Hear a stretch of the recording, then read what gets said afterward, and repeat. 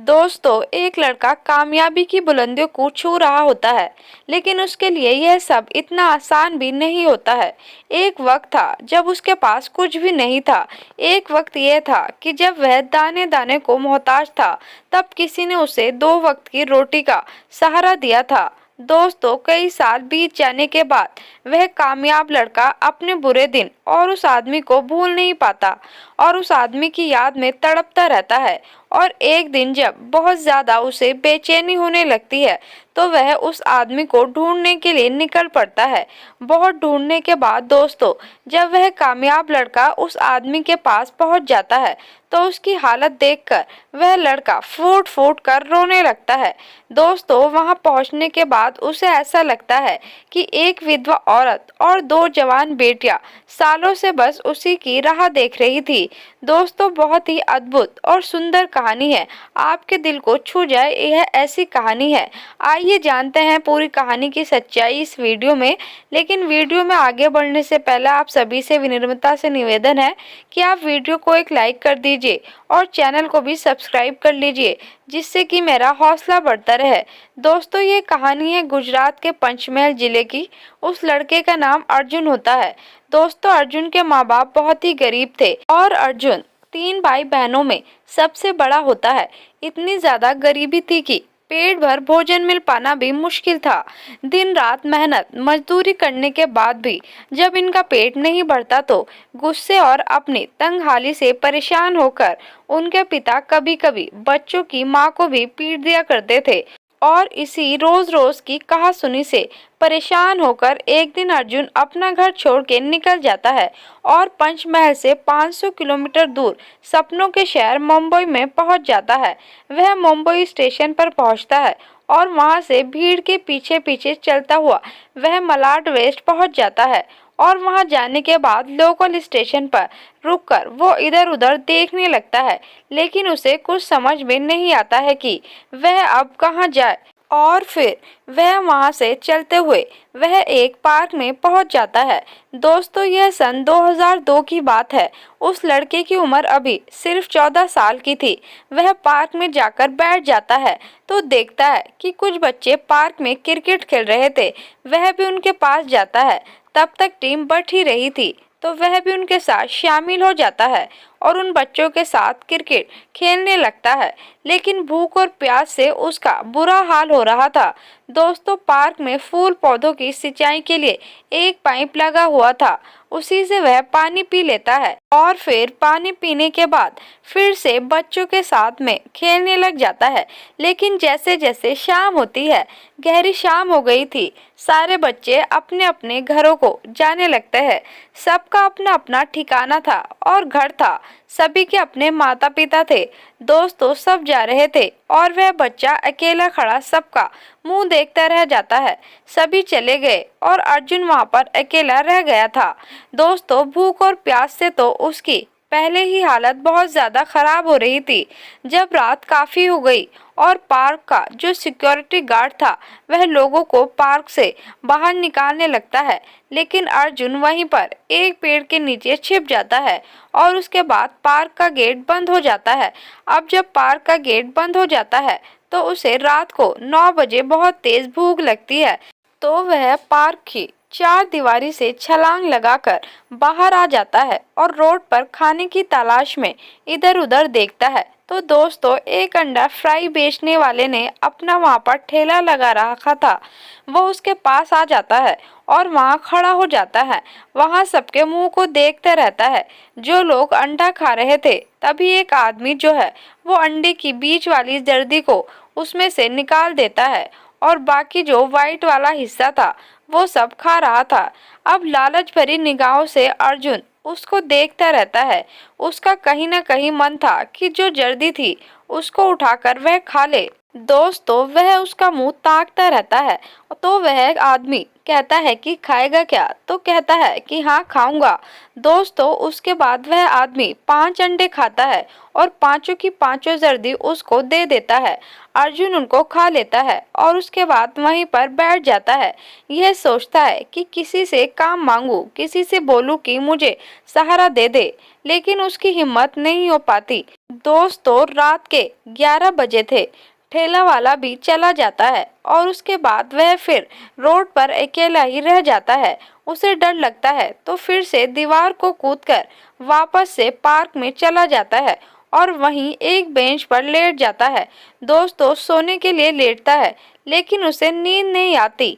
मच्छर उसको काट कर परेशान कर रहे थे और वह बेचारा अपने माँ बाप को याद करके मम्मी मम्मी कहकर रोने लगता है, लेकिन उसकी आवाज को सुनने वाला कोई नहीं था। उसके दर्द को समझने वाला कोई नहीं था। दोस्तों सुबह हुई, पार्क में लोग आने जाने लगे। वह भी उठ गया था। उसके बाद सोचने लगा कि कहाँ जाऊं, किधर जाऊं। उसको भूख ही लग रही थी। उसने 2 दिन से सिर्फ वही अंडे की जर्दी खाई थी। फिर वह देखता है कि कोने में कुछ लोग दाना लेकर जा रहे हैं। कुछ कबूतर थे, उनको दाना डालते हैं।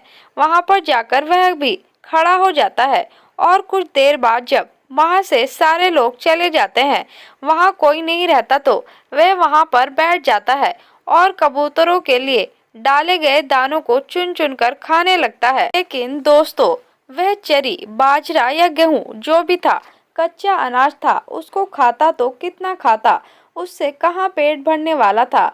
उसके बाद वह पार्क से बाहर निकल आता है और अपने लिए काम की तलाश में मलाड में इधर उधर वेस्ट में ही घूमने लगता है। 1-2 किलोमीटर दूर अर्जुन घूमता है। घूमते घूमते थक जाता है और उसके बाद जब शाम होने लगती है, 6 बजे, तो फिर वह पार्क की तरफ लौट आता है।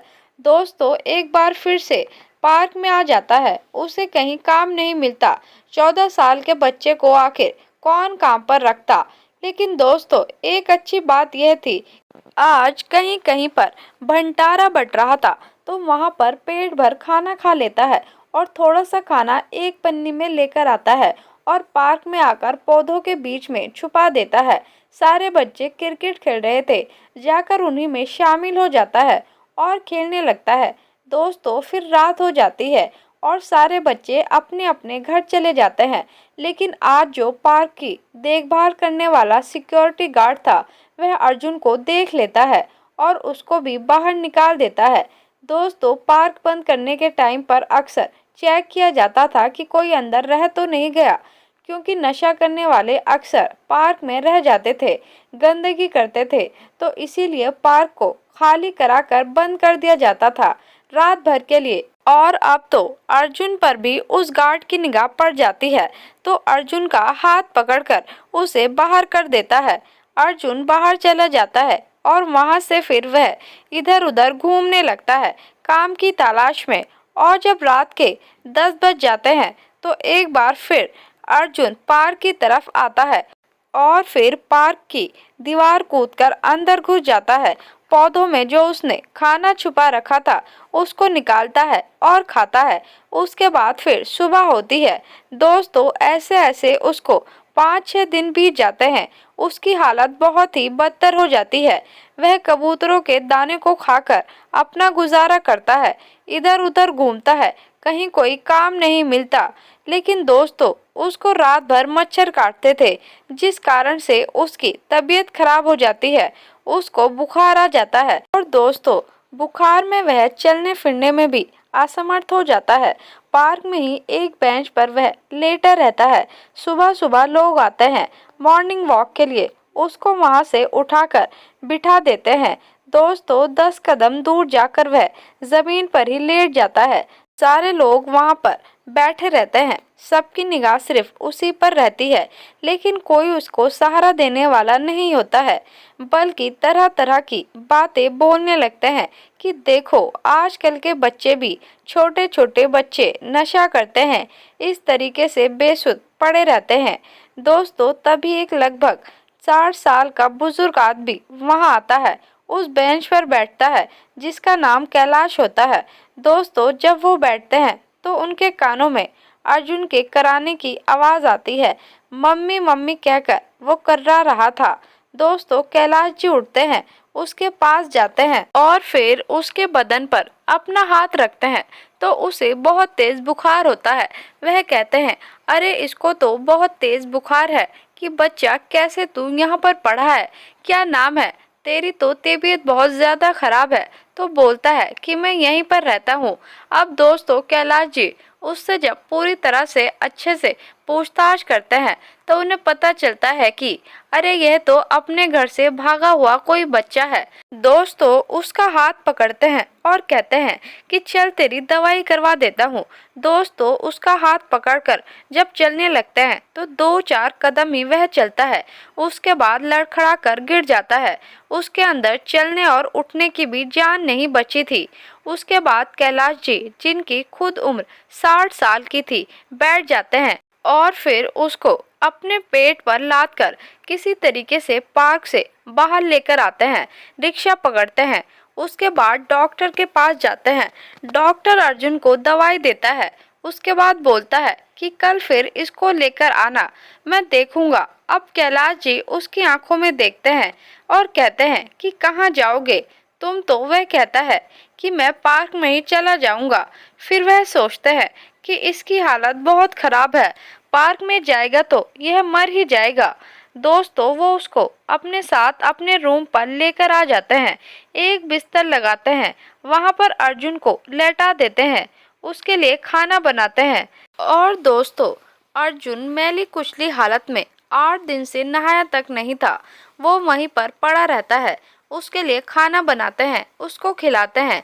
उसको खाना अच्छा तो नहीं लगता क्योंकि तेज बुखार था। फिर भी जबरदस्ती उसको 1-2 रोटी खिला देते हैं और उसके बाद फिर जो डॉक्टर ने दवा दी थी वो दवा खिलाते हैं और फिर उसके बाद कहते हैं कि आराम करो और वो खुद भी लेट जाते हैं। 4 बजे जब उठते हैं तो उसका बुखार कुछ हल्का था। वह कहते हैं कि मैं काम पर जा रहा हूँ, तुम कहीं जाना मत, यहीं पर रहना, आराम करना और भूख लगेगी तो यह रोटी रखी है, खा लेना। मैं रात को 11 बजे तक ही वापस आऊँगा। दोस्तों, जो कैलाश जी थे उत्तर प्रदेश के बदायूं जिले के रहने वाले थे। पिछले 30 सालों से मुंबई में रह रहे थे और तरह तरह का काम करने के बाद जब उनकी उम्र ज़्यादा हो गई थी तो पिछले 10 सालों से वह भेलपूरी बेच रहे थे। क्योंकि दोस्तों, कोई भारी काम तो कर नहीं सकते थे तो इसीलिए 10 सालों से भेलपूरी बेच रहे थे। अब दोस्तों, भेलपूरी वाला अपने बर्तन उठाते हैं और जिस पर रखकर बेचते थे वह 3 पैरों का था। उसको उठाते हैं और उसके बाद कमरे से बाहर निकल जाते हैं। दोस्तों, जैसे ही कैलाश जी बाहर जाते हैं उसके जाते ही उसकी इतनी हालत ज़्यादा खराब हो जाती है, उसको उल्टियाँ होने लगती है, वह कांपने लगता है, फिर ठंड लगने लगती है। दोस्तों, उल्टी करके उसी कमरे में बेहोश हो जाता है। अर्जुन जब बेहोश हो जाता है उधर कैलाश जी भी अपना पहुंच जाते हैं, अपनी दुकान लगाते हैं, लेकिन उनका दिल नहीं लग रहा था। रोज वह 11 बजे आते थे लेकिन आज उनका मन नहीं लग रहा था। इसी वजह से वह 10 बजे ही अपनी दुकान उठाकर अपने कमरे पर भागे भागे आते हैं। दोस्तों, अंदर का नज़ारा देखकर वह घबरा जाते हैं। ऐसा लग रहा था जैसे अर्जुन की मौत हो गई है। और फिर वह उसके करीब आते हैं। उसके करीब आकर उसकी नब्ज टटोलते हैं तो उसकी सांसें चल रही थी, बस बेहोश पड़ा था। दोस्तों, उसे फिर किसी तरीके से उठाते हैं और उसे एक सरकारी अस्पताल में भर्ती करवाते हैं। जांच से पता चलता है कि उसको डेंगू हो गया था। दोस्तों, 3-4 दिन अस्पताल में ही भर्ती रहता है और फिर छुट्टी होकर जब घर आता है तो उसकी तबीयत में कुछ सुधार लग रहा था। और दोस्तों, उसकी तबीयत खराब होने के 2 दिन बाद तक कैलाश जी अपने काम पर नहीं जाते, उसके साथ ही कमरे पर समय बिताते हैं। और 4-5 दिन में अर्जुन जब पूरी तरह से स्वस्थ हो जाता है तब उसके लिए नए कपड़े लाते हैं और 10-1 दिन के बाद उसको अच्छी तरह से मल मल कर नहलाते हैं और तेल से उसके शरीर की मालिश करते हैं, नए कपड़े पहनाते हैं और कहते हैं कि अब मैं काम पर जा रहा हूँ और अगर तुम्हें भी चलना हो तो तुम मेरे साथ चलो। दोस्तों अर्जुन तुरंत तैयार हो गया और उनके साथ जाने के लिए चल देता है। एक जगह जहाँ वह अपना भेलपूरी का ठेला लगाते थे वहीं उनके साथ रहने लगता है और रात को 11 बजे फिर ये दोनों लोग वापस आ जाते हैं। दोस्तों इस तरीके से करीब करीब 20 दिन बीत गए थे। तो एक दिन कैलाश जी ने कहा कि तुम इस तरह से भाग कर आए हो, तुम्हारे माँ बाप परेशान हो रहे होंगे। तुम अब एक काम करो, तुम घर चले जाओ, मुझसे किराया भाड़ा ले लो या मैं किसी के साथ तुम्हें भेज देता हूँ। लेकिन अर्जुन बोलता है कि नहीं बाबा, मैं घर नहीं जाऊंगा, यहीं पर मैं कुछ काम करूंगा, कमाऊंगा खाऊंगा, मुझे यहीं पर कोई काम दिलवा दो। अब दोस्तों कैलाश जी उसके ऊपर कोई दबाव भी नहीं बनाते, सोचते हैं कि बच्चा है, समझेगा तो है नहीं, कहीं फिर से भाग गया तो फिर से परेशानी हो जाएगी। दोस्तों फिर वह कहते हैं कि मेरा वाला काम करेगा तू? तो बोलता है कि हाँ बाबा मैं कर लूँगा, आपका काम अच्छा भी लगता है मुझे। दोस्तों फिर वो उसके लिए भी एक नए बर्तन खरीद देते हैं और फिर एक चौराहे पर जाकर उसकी भी दुकान लगवा देते हैं। दोस्तों वह भी रोज के 500 कमाने लगता है। काम करते करते वह बाबा की मदद भी करता था, खाना बनाने में, उनका सामान लाने में। एक हिसाब से बाबा को भी बहुत आराम हो गया था। वह लड़का उनके साथ बहुत ज्यादा घुल मिल जाता है। और दोस्तों कैलाश जी उसे कई बार बोले कि गांव चला जा, लेकिन वह जाने के लिए तैयार ही नहीं हुआ। 2 महीने बीत गए। जब 20,000 अर्जुन ने अपनी मेहनत से कमा लिए तो बाबा बहुत खुश हुए और बोले कि बेटा अब एक काम कर, तू अब बहुत पैसे कमा चुका है, अब घर चला जा। लेकिन वह बोला कि बाबा मैं घर अभी नहीं जाऊंगा, मैं ऐसे ही काम करूंगा, अभी 6 महीने और नहीं जाऊंगा। लेकिन दोस्तों कैलाश जी परेशान होते थे कि इसके घर वाले क्या सोच रहे होंगे, इसके घर वालों पर, इसके माता पिता पर क्या गुजर रही होगी। दोस्तों एक दिन वे अर्जुन से बोलते हैं कि अर्जुन चल आज घूमने चलते हैं। दोस्तों वह गेट ऑफ इंडिया गए, बीच पर गए, एलिफेंटा गए, दिन भर घूमे। उसके बाद तरह तरह की फोटो भी उन लोगों ने साथ में खिंचवाई। उसके बाद फिर घर आ गए और फिर 5 दिनों के बाद उन्होंने अर्जुन से कहा कि मैं गांव जा रहा हूँ, मेरे साथ चल, मेरे ही गांव चल। लेकिन वह बोला बाबा मुझे कमाने दो, मुझे दुकानदारी खराब नहीं करनी। इस तरह से वह बड़ी जिम्मेदारी से काम कर रहा था। फिर बाबा बोले अच्छा ठीक है, नहीं जाएगा तो ला, अपने पैसे मुझे दे दे, मैं तेरे घर पर लगा देता हूँ।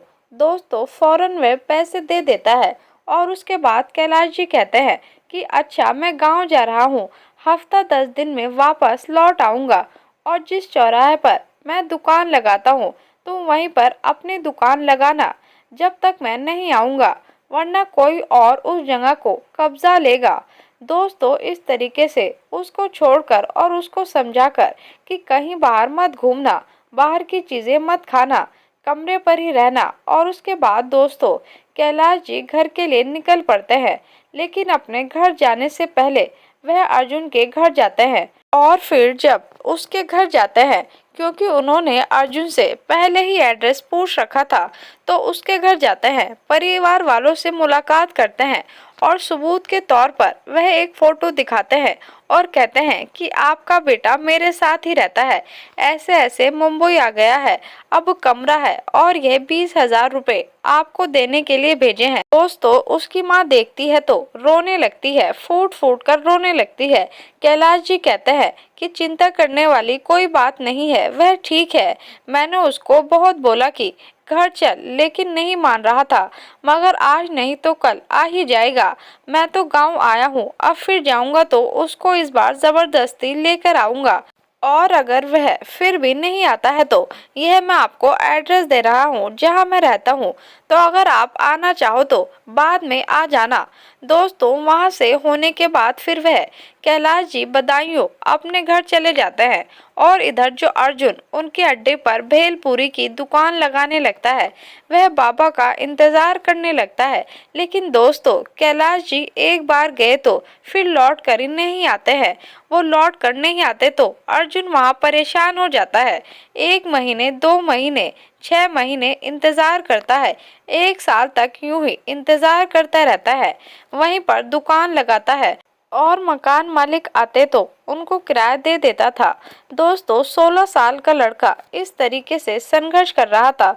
जब 1 साल में उसने बहुत पैसे कमा लिए थे तो सोचने लगा, बाबा कहाँ चले गए, ये क्या हो गया, उनके साथ क्या हो गया जो वो वापस नहीं आए। दोस्तों, इसके बाद वो अपने घर का रुख करता है और पूरे 2 साल के बाद वो अपने गांव पहुंचता है। उसके गांव पहुंचते ही लोगों की भीड़ लग जाती है। उसके माँ बाप रोने लगते हैं और जब जाकर उसे यह बात पता चलती है कि अच्छा, बाबा तो मेरे घर पर आए थे, उन्होंने पैसे दिए थे, तो दोस्तों फिर वह परेशान हो जाता है कि आखिर बाबा गए तो गए कहाँ। और सारे लोग परेशान हो गए कि आखिर कैलाश जी कहाँ चले गए, अपने घर गए तो फिर वापस मुंबई क्यों नहीं आए, क्या बात हो गई, उनके साथ क्या माजरा हुआ है। दोस्तों, अपने गांव में 10-12 दिन रहने के बाद फिर अर्जुन मुंबई चला जाता है। उसी जगह पर जाता है, भेलपूरी बेचने लगता है और 2002 से वह 2006 तक वहीं काम करता है। यानी कि 4 सालों तक वही भेलपूरी बेचने का काम करता है। कैलाश जी का इंतजार करता है, उनको याद करता रहता है, लेकिन दोस्तों वो कभी आए ही नहीं। इसी बीच वह जवान हो चुका था। उसकी उम्र अब 18 साल की हो गई थी। उसके बहुत सारे दोस्त बन गए थे। बहुत सारे भेलपूरी खाने वाले उसके जान पहचान वाले बन गए थे। दोस्तों, भेलपूरी बेचना छोड़कर अब उसने पेंट का काम करने लगता है और बहुत ही जल्द 2 सालों में वो काम भी सीख जाता है। उसके बाद फिर वो ठेकेदारी करने लगता है। दोस्तों, दिन 2 गुना रात 4 गुना मेहनत करके वो पैसा कमाने लगता है और 2010 आते आते दोस्तों वो लाखों का मालिक हो जाता है और लाखों रुपए कमाने लगता है महीने के। उसके बाद अपने भाई को बुला लेता है, अपने पिता को भी बुला लेता है। सभी लोग मिलकर वहाँ काम करते हैं। दोस्तों, मुंबई में उनके अलग अलग जगह पर काम चलने लगते हैं। लेकिन अर्जुन फिर भी 1 महीने में, 2 महीने में उस चौराहे पर आता था जहाँ पर वो भेलपूरी लगाते थे कि क्या पता कैलाश जी से उसकी मुलाकात हो जाए, क्या पता बाबा फिर से गांव से आ गए हो। ऐसे ही 2014 आ जाता है। अब जाकर अर्जुन को यकीन हो गया था कि 60 साल उनकी उम्र थी और 10 साल बीत गए, पता नहीं इस दुनिया में है भी कि नहीं। दोस्तों, जो उनका सामान था उसने अपने पास रख रखा था कि कभी बाबा से मुलाकात होगी तो उनका सामान वापस दे दूंगा। और दोस्तों, उस सामान में 1-2 डायरिया भी थी जिसमें भेलपूरी से जो थोक विक्रेता से सामान खरीद लेते थे उसका हिसाब किताब लिखा रहता था। वो डायरी का एक एक पन्ना पलटने लगता है तो उसमें एक बदायूं का उनका एड्रेस मिलता है। दोस्तों, जब उस एड्रेस को पढ़ता है तो उस एड्रेस पर जाने का फैसला करता है। उसके पास गाड़ी थी, घर हो चुका था, सब कुछ था। दोस्तों, वो एक अपनी स्कॉर्पियो गाड़ी उठाता है और सीधा मुंबई से यूपी बदायूं के लिए चल देता है। और जब 3 दिन बाद उस यूपी एड्रेस पर उनके घर के दरवाजे पर पहुंचता है तो चरपाई पर कैलाश जी बैठे हुए थे। जब वो उनको देखता है कि बीमारी की हालत में बैठे हुए हैं तो दोस्तों वह गाड़ी के अंदर ही फफक फफक कर रोने लगता है और कैलाश जी उसकी गाड़ी को देखते हैं, अंदर नहीं देख पाते कि आखिर कौन बैठा है।